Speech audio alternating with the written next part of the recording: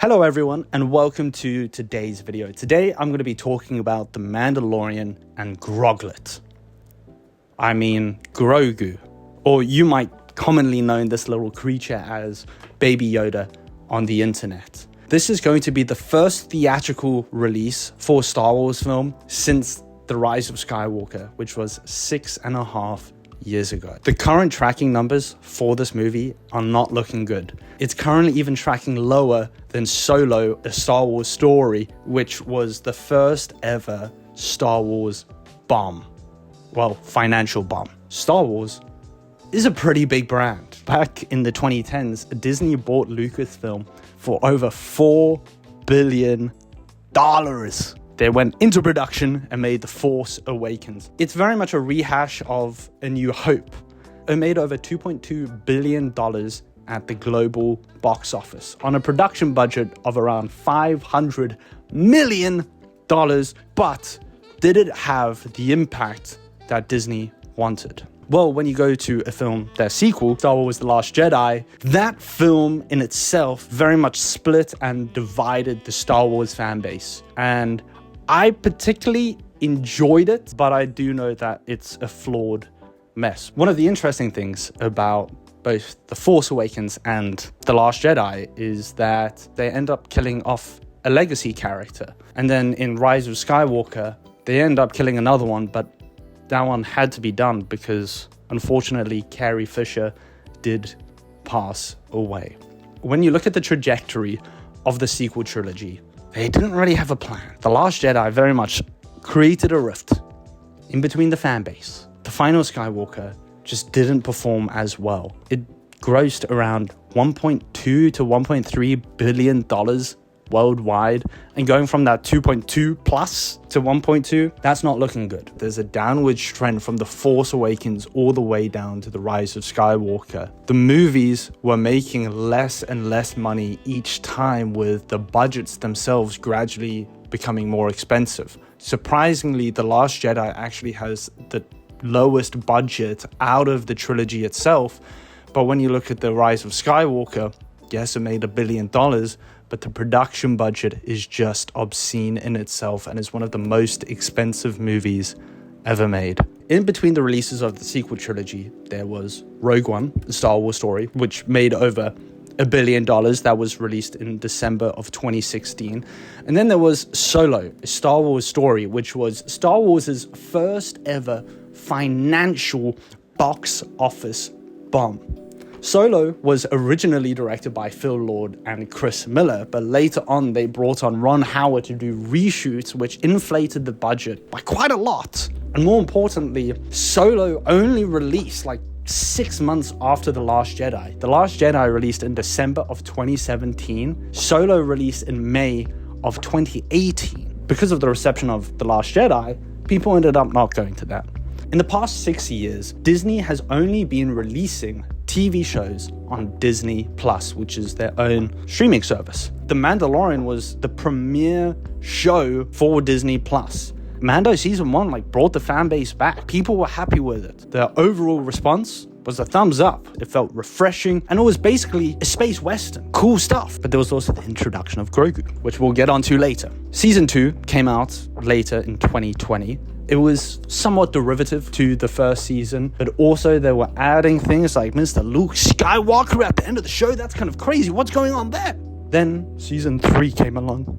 I personally watched season 1 and 2. I enjoyed them. But season 3, guys, I watched that first episode and clocked off. It felt and looked like a completely different show. And the thing about The Mandalorian is it had some really awesome creatives behind it. You had Greg Fraser as the DOP, who also helped develop the volume technology, which he later used for The Batman. Then you have Ludwig Göransson on the music. Jon Favreau, the man behind Iron Man and, the Disney remakes for The Lion King, Jungle Book. He's got street cred. And Dave Filoni. And it was really cool because they had a bunch of other directors coming in for each episode. The issue rised when it came to the other series, as overall, the writing quality for the characters and the stories just went down to a whole new level. You have the shows like The Mandalorian, Ahsoka, Boba Fett, which at one point is just a Mandalorian episode, the Goonies show, The Acolyte, which people seem to not be happy with. But there's also the critically acclaimed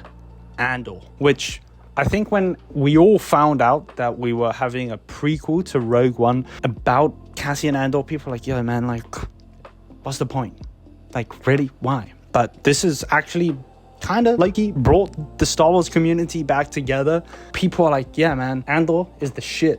For the past 6 years, Disney has been training their audience to watch Star Wars on Disney Plus, and that's gonna have some repercussions. Not having a theatrical release, that's gonna have an issue. When you look at what Disney did with Pixar, for example, a few years ago, Disney released Pixar films day and date on Disney Plus. For us consumers, for parents, for kids, was great. It made sense at the time because of COVID and lockdown. Also, it boosted those subscription numbers. But the reality is those Pixar movies cost $150 to $200 million plus dollars. And when your only revenue stream is coming from Disney Plus, it's got a cap. Disney trained their Pixar audience, parents and kids, to watch their movies on Disney Plus. And later, when they started doing more theatrical releases again, the audience didn't go to it. If you look at a movie like Elio, which in itself had mixed reviews, it didn't do too great financially. Look at Hoppers. Yes, it's an original film, but it's barely crossed $500 million, whereas Pixar used to be king. Again, you have something like Inside Out 2, which made over $1 billion.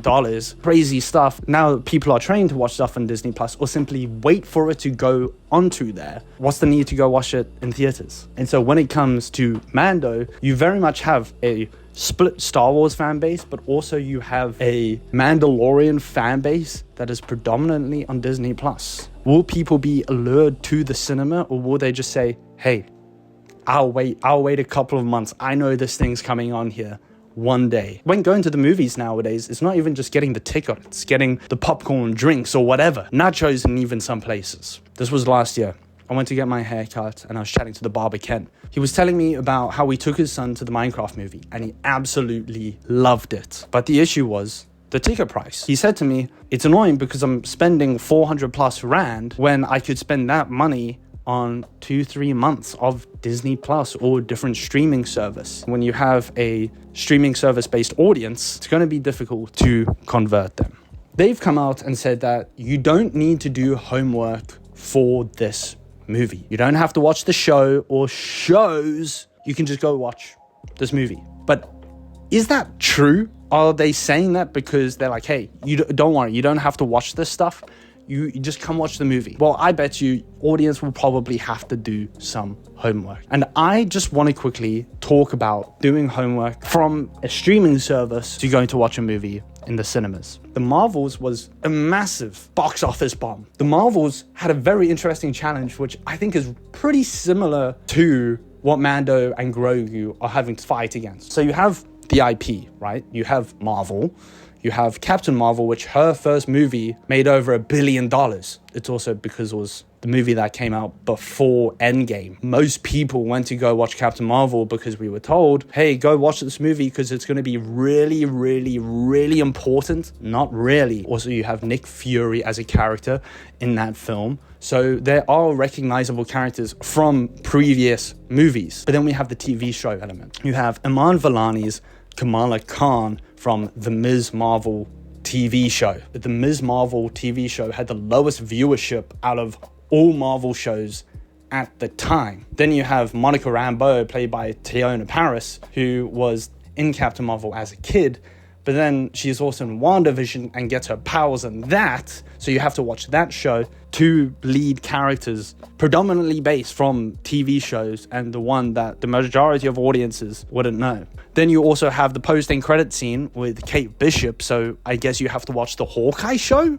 That's 3 now. The issue with homework nowadays is that there's a lot of stuff to get through, and a lot of that stuff isn't that good, or part of it can be pretty rough. For my 21st birthday, I ended up taking my friends out to watch The Marvels. Sort of like a meme. I was like, guys, come, let's just all go watch this really bad movie together. And I had my friend sit next to me. I don't think she had ever seen a Marvel movie, and she was completely confused throughout the entire thing. And again, that's a film where you sort of have to do a lot of homework to understand what's really going on. Now, let's reflect that to The Mandalorian and Grogu, right? So you got 3 seasons of Mandalorian to watch. Then you have Boba Fett, because Boba Fett's in the Mandalorian show, but also Mando and Grogu both feature in episodes of Boba Fett. Particularly episode 5, I believe, is basically a whole Mando episode. You have to watch that as well. Also, Ahsoka is in Mandalorian, so you might have to watch her show, because some characters from even her show might pop up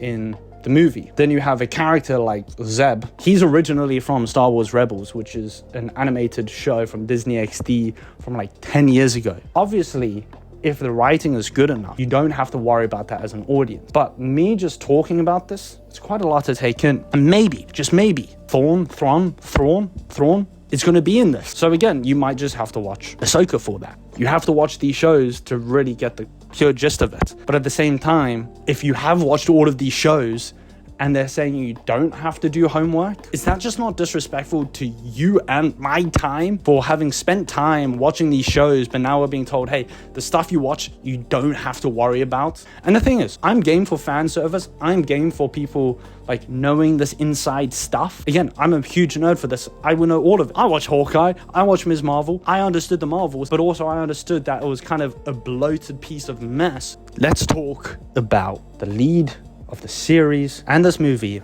Mr. Pedro Pascal. I'm gonna say this, but I think Pedro Pascal is a good actor.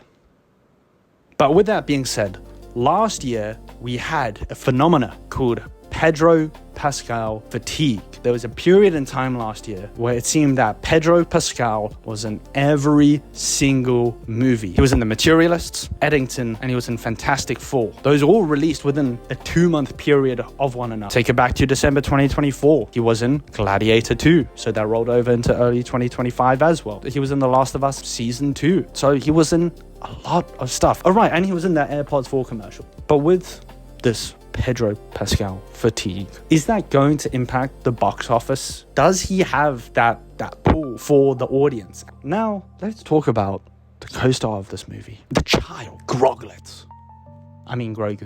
Grogu was created simply to make a bunch of money, to make merchandising money, marketing money. I know I might sound a little crazy saying this, and it might be cynical too. Literally, the older I've gotten, the more I've come to know these things. Grogu was literally created not for storytelling purposes, but to make a bunch of money. And it's low-key worked. Will Grogu simply just be able to force you into the movies with his cuteness and his force powers?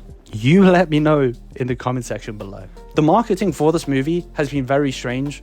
The Super Bowl trailer, what's going on? Go check out a video by Geeky Stoics where he talks about the marketing of this film, because literally that encapsulates the marketing for this film incredibly well. Growing up as a kid, I loved Star Wars. I loved the movies. I loved the Clone Wars. I remember playing the Nintendo Wii game at my godbrother's house. That was really cool. I never got to play it, but I always wanted to get The Force Unleashed. I played Jedi Survivor. I really enjoyed that game, the first one. The second one has been a buggy mess, and I'll play it one day. I had the original Star Wars Battlefront 2 game on the PSP even. But my overall interest in Star Wars has diminished over the years. A lot of my early childhood was built upon Star Wars. And once I got into high school, that's when we had the sequel trilogy. My love for it fell out. I just want to say thank you so much for watching this video. I hope that you did enjoy. If you want more videos like this where I go more in depth about movies, the box office numbers, let me know in the comment section down below. What do you think of The Mandalorian and Grogu? Are you going to watch it? Have you watched the shows? Am I just talking a whole lot of rubbish, or am I actually making some legitimate points? Thank you all so much. I will check you in the next one. Peace.